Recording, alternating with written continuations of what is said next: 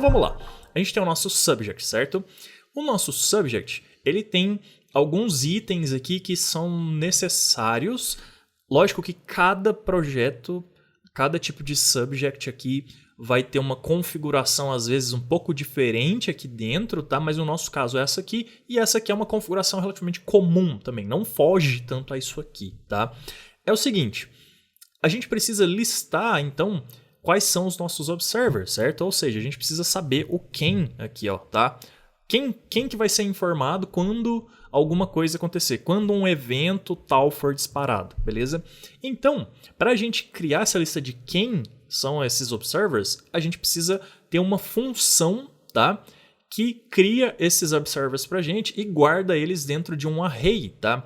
Então, olha só, observer se registra, beleza? No nosso exemplo aqui, o que vai acontecer? Eu vou precisar, aqui no nosso page layout, falar o seguinte, tá bom, cara, eu preciso observar um valor que vai ser disparado a partir de um evento que está lá na navbar, tá? Quem que vai observar esse valor? Quem que vai observar essa mudança no sistema, essa mudança do estado do sistema? Que aí a gente já começa a entrar um pouquinho no conceito de state, tá? Mas vamos lá, quem que é essa pessoa, esse personagem aqui dentro da nossa aplicação? É essa função aqui, tá? O current page content. Por quê? Porque ele precisa consumir um dado que vem de lá da outra parte, um dado que vem de lá do evento, que é o nosso clique no menu, certo? Então esse cara aqui vai ser o nosso observer, tá? Então a gente precisaria, por exemplo, jogar a nossa função aqui, current page content, como um observer. Essa função precisa observar o que vai acontecer quando clicar no menu, certo? Então, voltando aqui ao nosso diagraminha, aqui eu dei um exemplo seguinte, tá? A gente tem change header, change content, change footer, tá? Então, se a gente está mudando a página, tá? A gente precisa, então...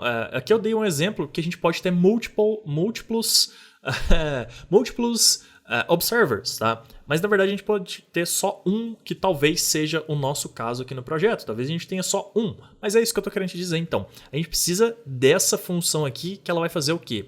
Ela vai receber o nosso observer. No nosso exemplo vai ser nossa função aqui, current page content, tá? E aí, na verdade, até aquele nome lá não tá tão interessante. Talvez teria que ser change page content, tá? Ou change content, igual eu fiz aqui. A gente tem que também ajustar essas nomenclaturas depois. A gente vai fazer isso com calma, tá? Mas voltando aqui, então a gente passa a nossa função que tá lá solta, tá? Para dentro do nosso subject. E aí ela cai aqui dentro do subscribe observer. Então a gente vai ter essa função aqui, subscribe observer, que a função dela é o quê? Receber...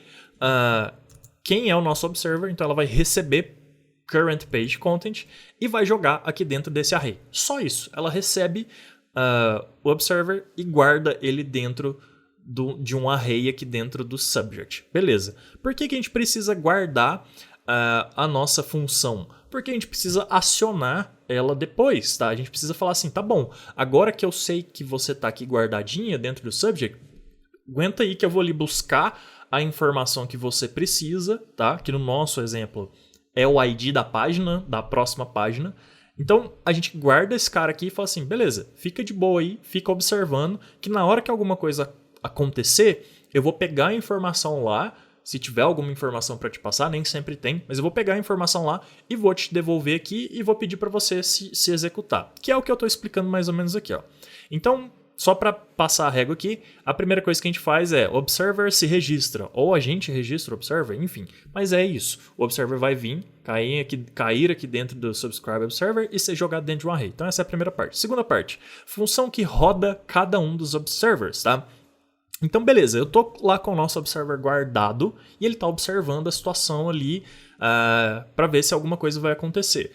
Qual coisa que ele tá observando? Essa qual coisa, o que vai acontecer, tá? A gente faz o seguinte, a gente tem essa função que roda em cada um dos observers e essa função, ela faz o seguinte, tá? Quando cada observer é avisado, geralmente neste aviso é solicitado para que rode uma função utilizando um dado que é passado. Então, no nosso caso aqui, basicamente o que vai acontecer? É a parte do outro lado, ou seja, é a parte aqui no nosso navbar, tá? Quando alguém clicar no link, O navbar vai fazer o seguinte, ele também vai lá no nosso subject, tá? E ele vai acionar essa função aqui. Ele vai falar assim, ó, handle page content, alguém clicou. E alguém clicou e clicou no menu home, tá? Então pegue o ID aqui do home, ou seja, a gente vai ter que passar esse ID aqui para essa função aqui, ó, handle page change, tá? Então vai entrar aqui, é como se tivesse aqui um dado, então, um argumento, tá? E aí esse argumento vai entrar aqui e vai ter o quê? Um loop, tá? Que a gente vai fazer um loop no array de todo mundo que é observer. Ou seja, essa função aqui ela é responsável por avisar todos os observers que alguma coisa aconteceu, que algum evento foi disparado.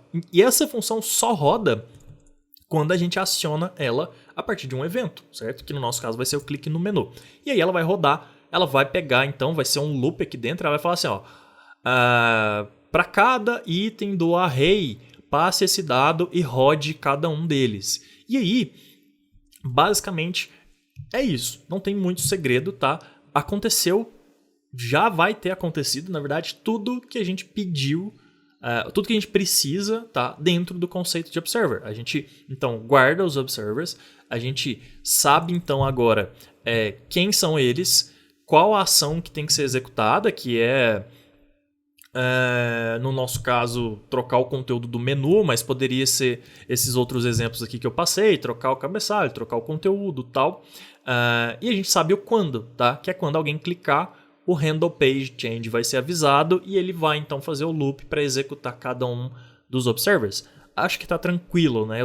Eu tô tentando ir mais tranquilo aqui na explicação. Acho que eu tô ficando até um pouquinho redundante já, mas é isso, tá?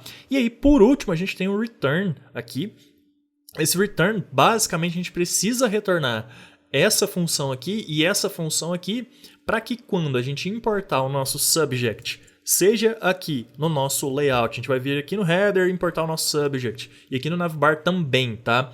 A gente precisa retornar essas duas funções aqui para que elas fiquem utilizáveis, para que a gente consiga passar então para o subscriber observer quem vai ser um novo observer que vai ser guardado aqui no array, e a gente também precisa passar para o handle page change qual é o dado, né? Ou a gente precisa que esse evento que a gente vai disparar externo aqui, tá? Que ele consiga acessar o handle page change para enviar o dado, beleza? Então por isso que a gente precisa retornar os dois. Se a gente não retornar, esses dois itens aqui não ficam acessíveis, cada um no seu respectivo contexto, tá? Bom, é isso. Esse é o Observer Pattern, tá? A parte teórica, e na próxima aula, então, a gente vai fazer tudo isso aqui que eu expliquei na prática, para isso fixar bem na sua cabeça, você conseguir usar, então, daqui para frente nos seus projetos, beleza? Então, valeu, te vejo na próxima aula.